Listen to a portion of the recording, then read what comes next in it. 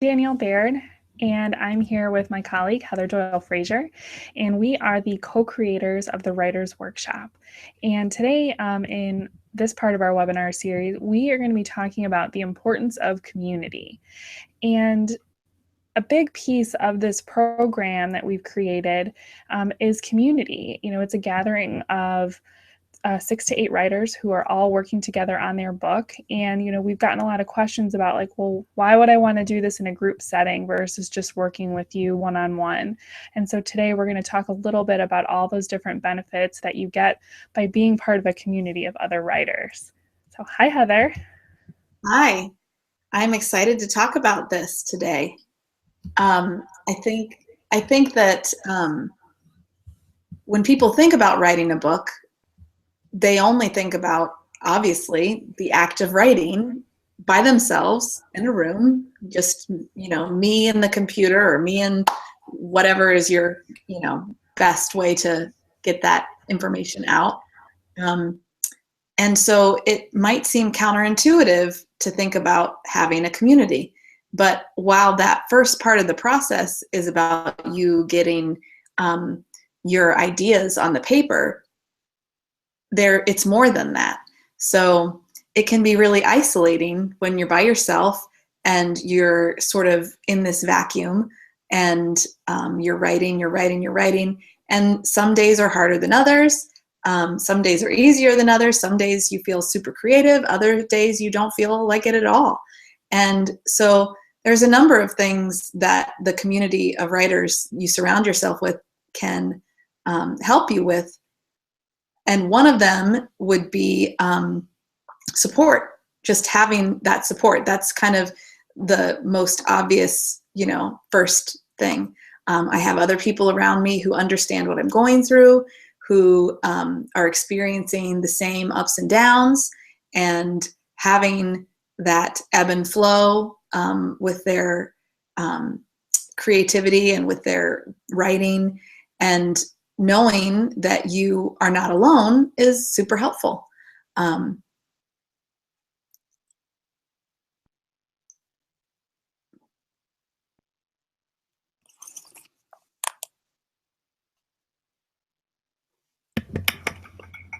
think I was on mute. Can you hear me? You were on mute. Okay. So I keep thinking about how writing a book is really similar to running a marathon. And even though I'm not much of a runner myself, but I think that when a lot of people undergo these bigger like physical challenges, they join a runner's group, they join CrossFit, they join some type of a community to help them train and work together. Like you were saying, on those days like where you have your highs and your lows, you're celebrating that you had a great session, or maybe you're struggling through something. Like sometimes when you're on these long journeys of creating something, knowing that there's other people who are right down in their own trench doing that hard work can give you the motivation and the support to keep going and to stick with it. So like I totally agree that like it's early on in the process, even when you are working solo, knowing that there's other people doing that work too, I think is really, really helpful. And I think when it's not just that knowing that they're there with you, they can even, when you're feeling that in that low space, they can even say, you know what, I was there yesterday. It's going to be okay. Just keep going. Your task is to just write. So just write. And remembering, oh yeah, 3 days ago, I was in that up place too. So even if it doesn't feel easy right now, doesn't mean the whole thing is going to be like this.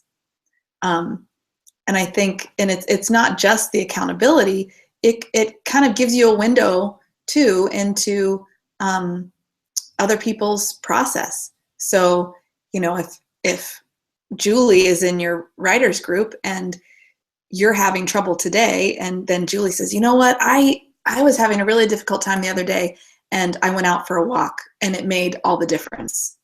maybe you should give it a shot. Maybe you should give it a try. And so just having other people around to say, you don't have to follow what I did, but this worked for me. Maybe it'll work for you. Yeah, it could give that spark of an idea of, one more thing to try and experiment with. Because, I think, as creative people, sometimes, you can get into that, some habits and patterns which can really serve you. We've talked about this before about waking up early and setting your space and having your ritual. But I know that like sometimes you may need to shake it up a little bit, and you can get some of those ideas from other writers, from within your community. Another thing that we talked about before was kind of when you're in that kind of murky middle place sometimes, and it's really hard to see out of that, and having people around you who have been around for your part of this journey too. They have seen you when you are at your high place, and they can remind, and inevitably every single writer goes through a place where they're thinking, why am I writing this book? I don't even remember now why I'm writing this book. And there's lots of things that we do with our authors to help them remember those things. But when you're in a writing group, they can help you remember too. They can say, you know what? I know why you're writing this book. You told me why you're writing this book. You're writing it because you want your message out there. You're writing it because you have something really unique and special to say that only you can say. And sometimes we really need those messages given to us at that time. Yeah, absolutely. And, I think, we've also just talked about the way that we supported each other as we were writing, our respective books. And I know that even though like it may seem a little bit cheesy, or you may not think that you need it, like sometimes having those other cheerleaders kind of in your life to root you on, and like you said, to remind you about why you're doing this and tell you that you can do it, helps you remember on like the days that your critic might be extra loud. And so I know we've spent a lot of time talking about kind of while you're in the first draft process, how working and being in part of a community can be really helpful. But what about when maybe you have a first draft of a part of your book or your whole book, and you're starting to look for feedback? Can't I just have my husband read it, or my friend, or post it on Facebook and get some feedback that way? Like, why do I need why would I want a group?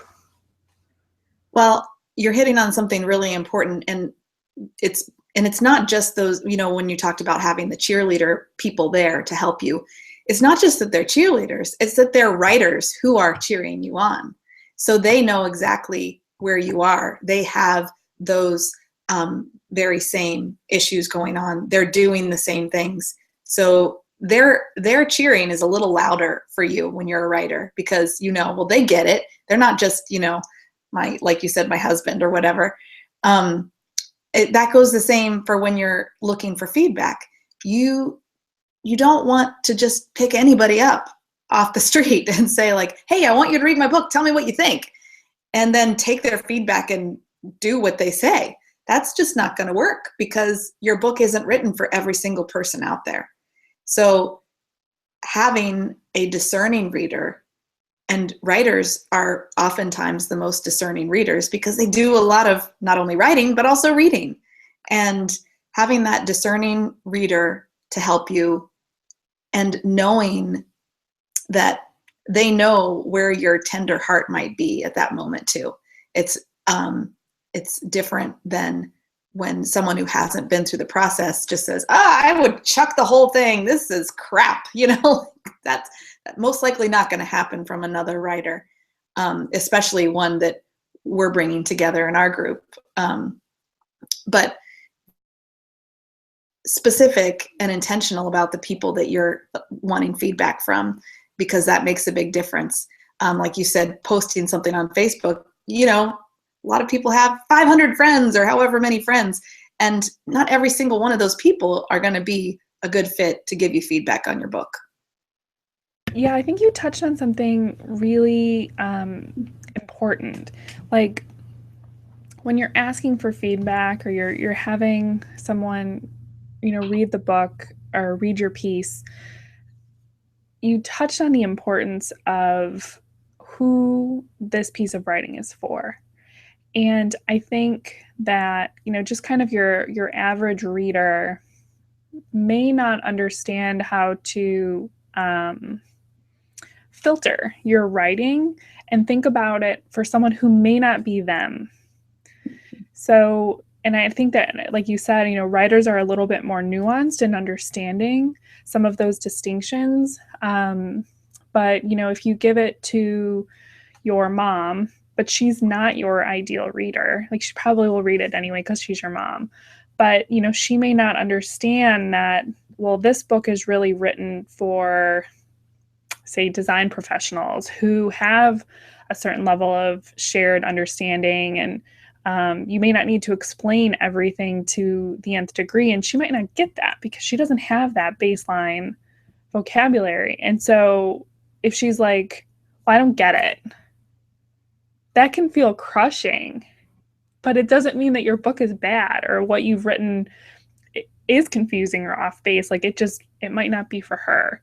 Well, and I think too, so a fellow writer might say something, if they don't have that vocabulary, they might say something like, I'm not sure if let me ask you a question first.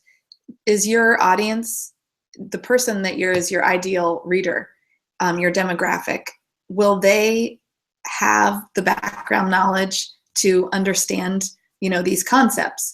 And maybe you hadn't thought about that, and maybe the answer, like for most of it, is yes, but ooh, you know what, I'm going into this more advanced place over here. They probably don't in this area. So up to this point, I'm good.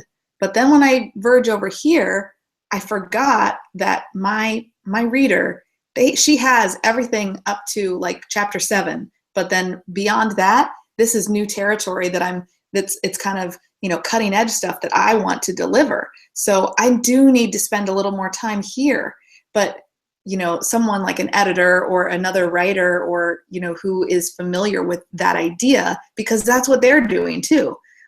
They will know to say, ask that question. And that's not saying you're doing it wrong. That's just saying, I need to know more because I don't have that vocabulary, but that doesn't mean your reader doesn't. I want to know where that line is so that I can help you to, do better with your book.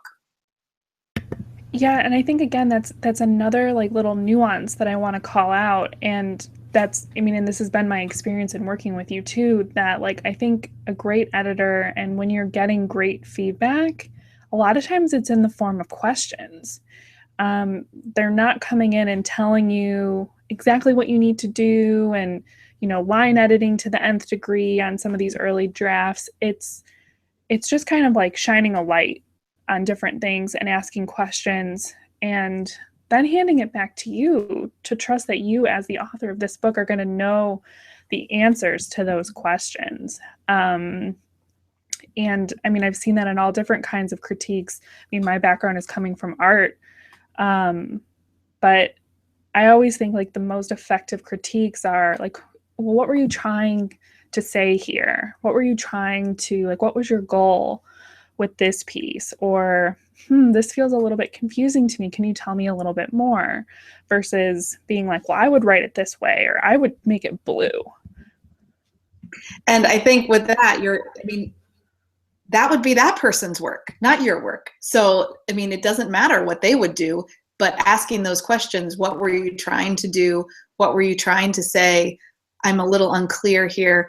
I've worked with so many people when I've asked those questions, and I say, I really would like you to tell me more about this. What do you want the reader to know?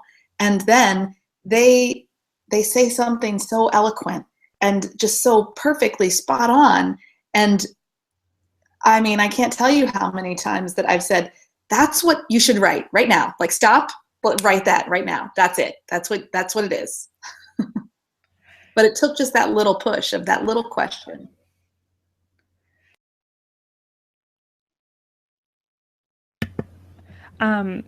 We've done that just, I mean, in working on like the marketing copy for a webinar here. Like we're like trying to write those bullet points and just like, and then we'll get on the phone and I'm like, what I'm trying to say is da da da da. And you're like, okay, great. Like get typing. And, you know, I think again, like that's the power of this community and having space to be able to have dialogue about your book, because sometimes I think you have to sometimes say it out loud to process it, to be able to write it. And that's totally okay. Well, and it's sort of like what you've written is that first draft, and then you're not able to get beyond the writing part of that first draft for some reason. Sometimes there's just a little block there. But then changing it up by speaking it versus writing it gives you some like out of the box flexibility that you didn't have before for some unknown reason. And so mixing those ways of communicating up can be really helpful. But you're not going to have that if you're by yourself. It's pretty rare that someone walks around and says, what was I trying to say here? Because they know, I mean, they know that in their head and they don't realize that there's a discrepancy. They're not walking around with a microphone, you know, like a recording saying, what I really want to say in this area is, you know, so having that person or a group of people around you to help you do that is super helpful.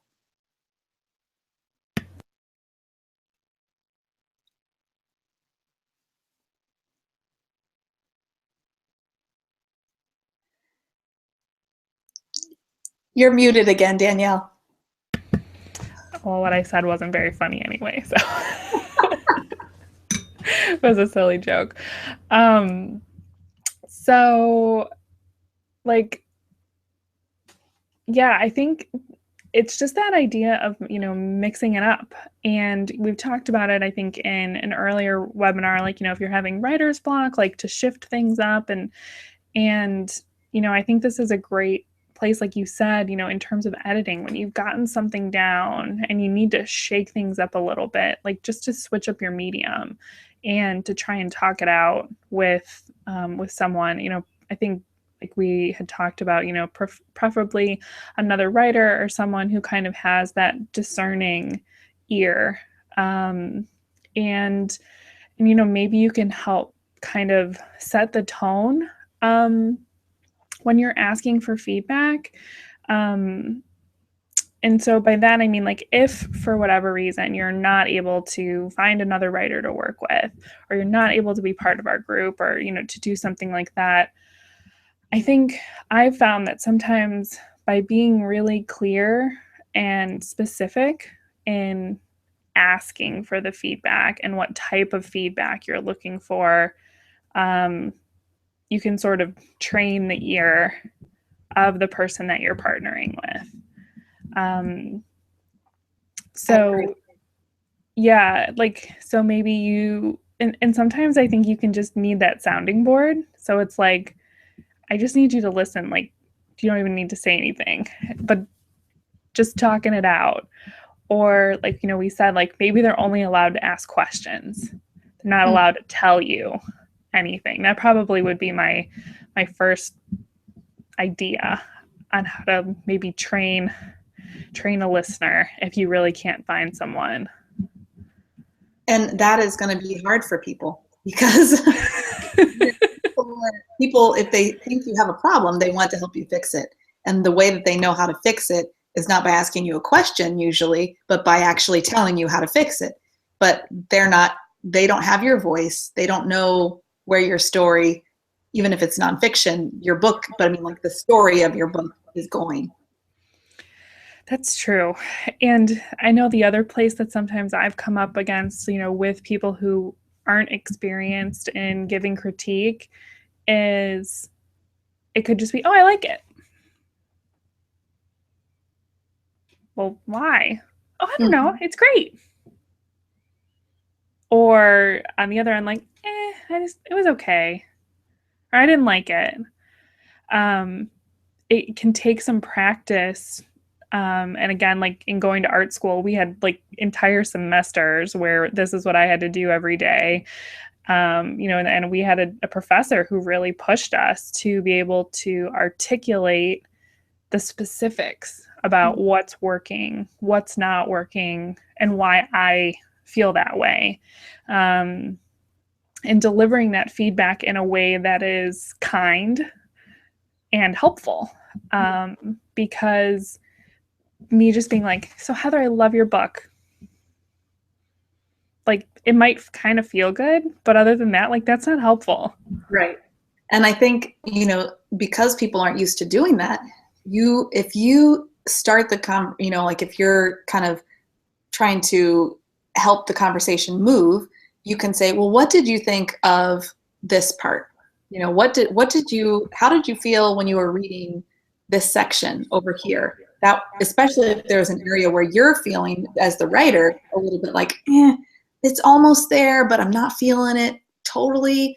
I mean, that's where I would go in and ask that specific question. Well, how did you feel when you were reading this? Or did you understand what I was saying here? What did you take from that? And usually what I've found is when you ask people specific questions, then they start kind of unpacking what, oh, I love the book really means to them, and all those specific things that they liked. And then they might find some things like, yeah, well, I was a little bit confused there, but overall your general message still, resonated with me, or whatever it was. But kind of asking some specific questions requires them to give you specific feedback, and then they start looking a little more deeply and are able to kind of give you that feedback that you're looking for. That's such a great point. And just like in how we can, like, maybe you can't control, their reaction or what they're going to say, but you can kind of take like ownership and leadership in guiding the discussion. And I think, like you said, vague questions beget vague answers. So if it's just like, well, what do you think of the book? That's huge. That's a really big question, and it's really general. And so like you're going to get a general reply like, oh, I liked it, I didn't like it. But if you're like, okay, like in chapter 2, when I'm talking about this concept, was it clear to you, why or why not? Or, if no, then can you tell me a little bit, like, where did I lose you? Like now, again, as the respondent, I can dig in and like focus on what I'm, giving back. And, the other thing that I would say too, and this is tricky, is when you're in a place where you're going to start to ask for feedback, you're probably going to go to people that you trust and that you care about and that care about you. And they are going to be worried about hurting your feelings. And so this is where it can get really tricky in getting that critical feedback that's going to make your writing better. And so sometimes you have to give them permission and kind of set the stage, like, you're not going to hurt my feelings. I really want to know, like, if there's something that isn't working, like, it's going to help me. And so, kind of framing it and telling them that it's okay to be critical. Oh, you're muted, Heather. I think that also recognizing for yourself, and saying this to someone else is helpful when you're reminding yourself this too.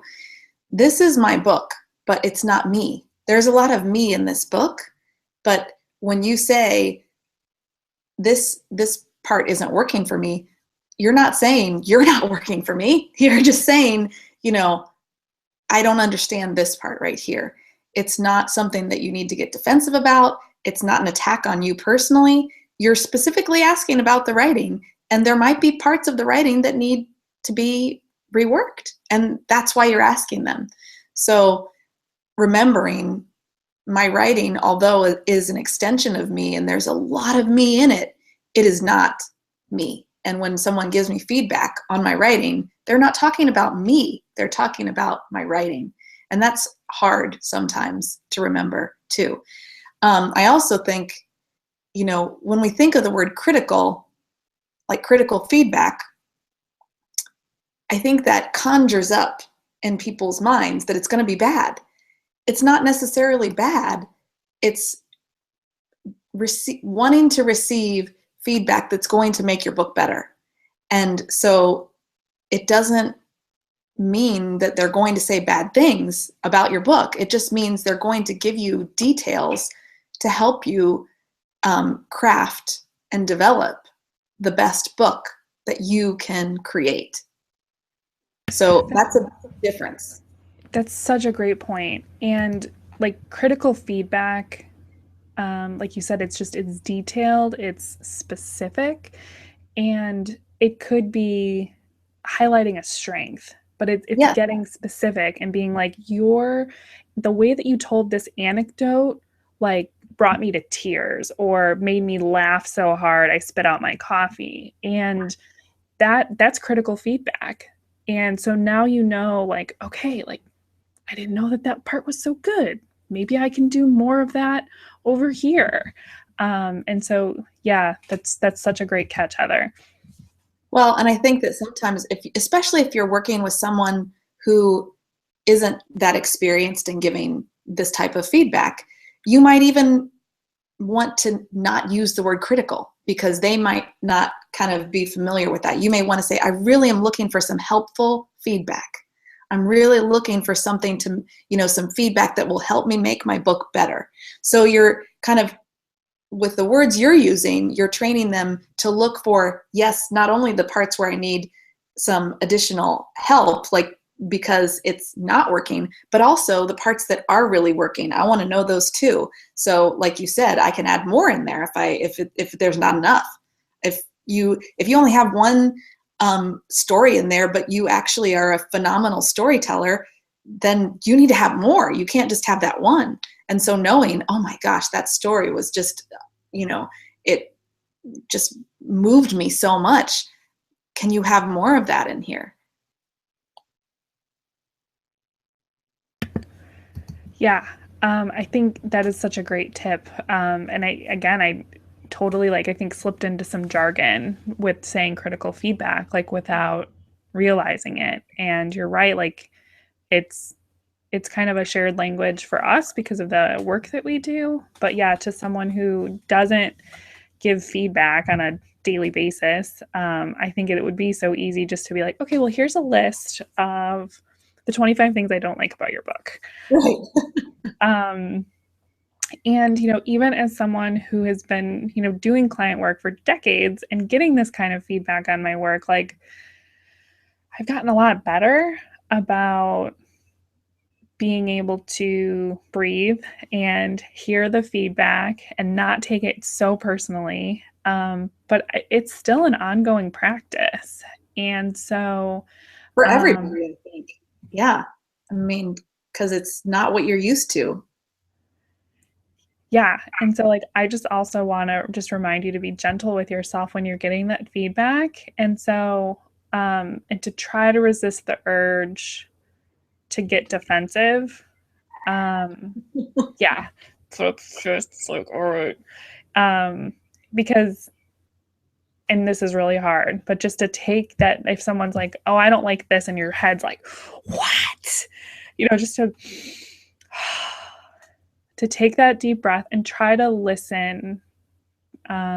Because sometimes what I've found is you might be like, you don't know what you're talking about.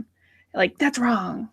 But if you can almost try to listen underneath the critique or the critical piece that maybe wasn't delivered with great finesse or whatever, that it hit a button, usually somewhere in there deep down there's a little kernel of truth. And so they might be telling you to scrap chapter 2, and that's not right, and that's not what you're going to do, but they've highlighted that there's a little something funky happening. And so you can take that piece and kind of try to filter it. But yeah, just I think remembering to breathe and to be open to the feedback, and to process it, later, and throw out, whatever you don't agree with, you can throw out. Yep. You are the ultimate, gatekeeper on your book, nobody else. So if it doesn't feel right to you, if it really truly doesn't feel right to you, then you don't need to do anything with it. But if there's something in there that does, like, I see a little bit what she's talking about, I'm going to spend some more time here and think about that. Or this, I've seen this happen quite frequently. If someone makes a comment to give some feedback on something, and it's not necessarily like a perfect fit, but it sparks something else. It sparks another understanding that you have about what you're writing, and enables you to go to the next level, even if it wasn't exactly related to what they were saying. But it helped you to see something different just because of that one little comment.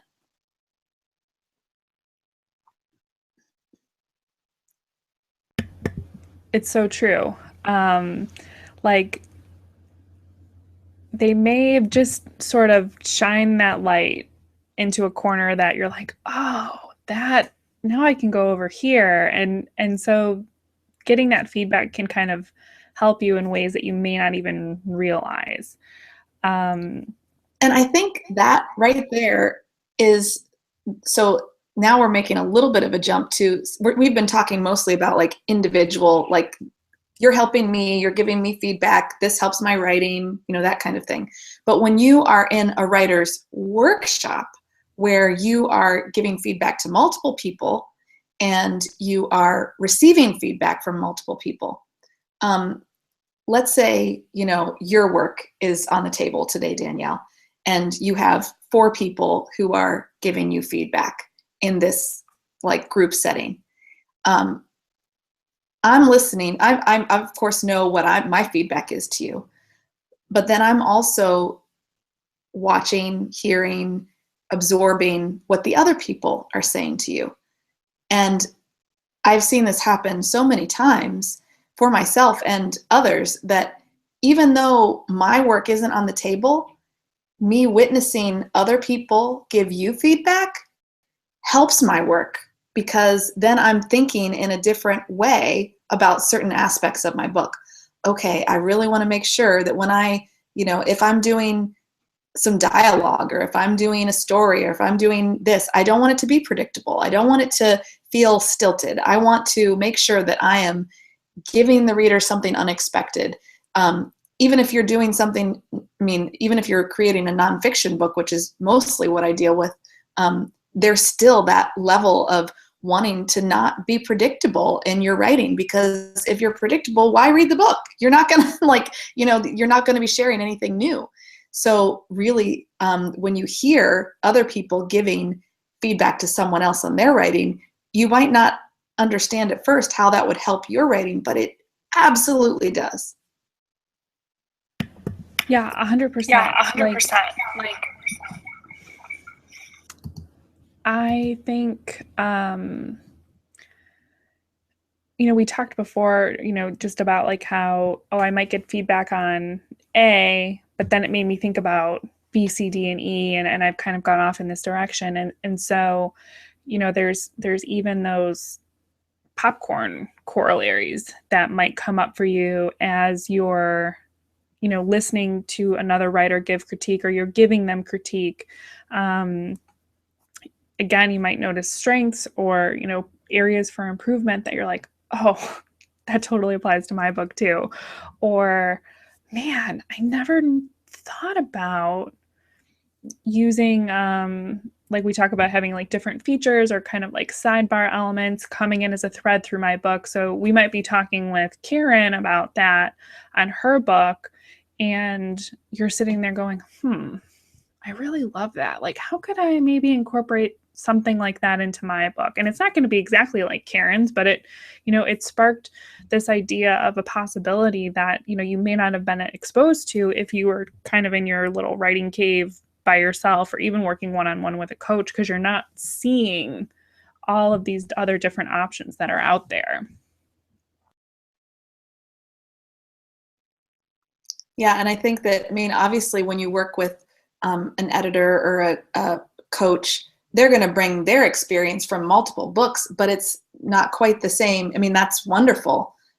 But then having those immediate, like, four other people in the room right now who are giving you, you know, different things, that's amazing. And it's amazing for the person who is, you know, whose work is being critiqued, but it's also amazing for every single person there. They're being enriched by that experience. Yeah, and I think especially like in a brainstorming situation too, like how often have you been in a room and it could be a meeting at work or just, working, sitting with a group of friends, and one person starts with like, well, maybe I could do this.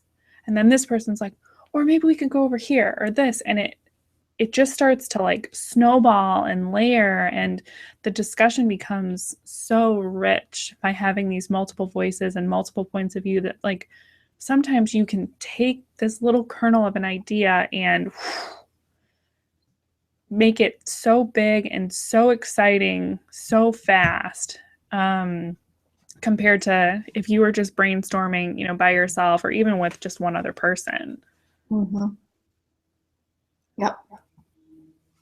So I think that, you know, if you are interested in having that kind of experience, that, I mean, that's the reason that we created this program, not only to help people one-on-one, but to help them experience that, the the benefits of having some really amazing, creative, wonderful writers kind of along with you on the journey. Um, so and it's not just for like a month or 2 months. It's, we've created this so it'll be the entire time that you're writing your book, or a large chunk of the time when you're writing your book for 7 months, having that accountability, having that support, having that community, and not just for the book piece, also for the marketing piece, for the platform building piece, because that's super helpful to have people workshopping your ideas with you too, just like you said, Danielle. So if you're listening to this and watching this and it sounds like something you really want to get in on, we're still accepting people into the writers workshop. We just have a couple spaces left, and we start in April. The website where you can find out more information is www.writersworkshophd, as in Heather and Danielle.com. Yeah, and I, like Heather said, if this sounds exciting to you, we would love, for you to reach out and get in touch with us, for us to, get to know you and hear some more about your book and what you're working on. The people who are already in the program are extraordinary. We've started working with them a little bit one-on-one, to prepare for the launch in April, and I'm so excited about what each one of them are up to. And we would love for you to be a part of it, because we know we really have taken all of our collective experience and put it into this program and really designed it in a way that we think is really going to shake up the self-publishing landscape. And we want to bring, we're setting a high bar, and we are going to lovingly push you to create the best book that you possibly can. Heather and I are both, we love excellence. And so, I mean, we, in this series, I think sometimes, we've talked a lot about the different struggles and like that it's hard work. And yes, it is, because I think any, anything sort of, well, this is sort of my philosophy, I guess, like anything worth doing, it's done well, and there's revision involved, and there's, a big process. And so we would be delighted to be on the journey with you and help you create a book that you are really, really proud of. So again, if this sounds interesting to you, we'd love for you to join us, writersworkshophd.com. We've got a couple more webinars coming up in this series, and we'd love for you to join us, and all the details for that are on the website as well. So thank you again for watching, and we will see you next time. Bye. Thank you.